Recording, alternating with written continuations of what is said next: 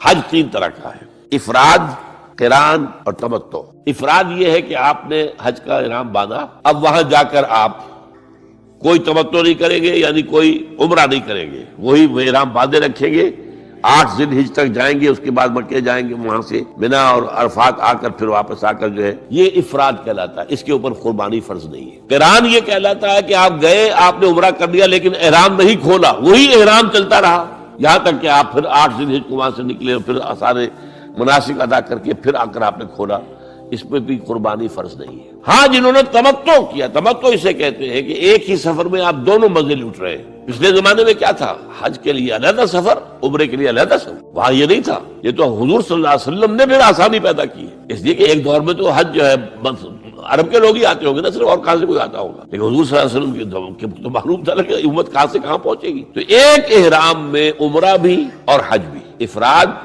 قران اور تمتع۔ تمتع یہ ہے کہ آپ گئے، آپ نے یہاں سے احرام باندھ لیا، وہاں جاتے عمرہ کیا، احرام کھول دیا، اب آپ آرام سے مکے میں رہیے، آپ کے اوپر کوئی احرام والی پابندی اب نہیں ہے، ختم ہو گئی۔ اس کے بعد 8 ذی الحجہ کو آپ نے احرام باندھا حج کے لیے، اور وہ 3 دن کے بعد 4 دن کے بعد کھول دیا۔ تو یہ جو آسانی پیدا کی گئی اور ایک سفر میں آپ کو حج اور عمرہ دونوں کی اجازت دے دی گئی، اس کے شکرانے کے طور پر قربانی وہاں ہوتی ہے۔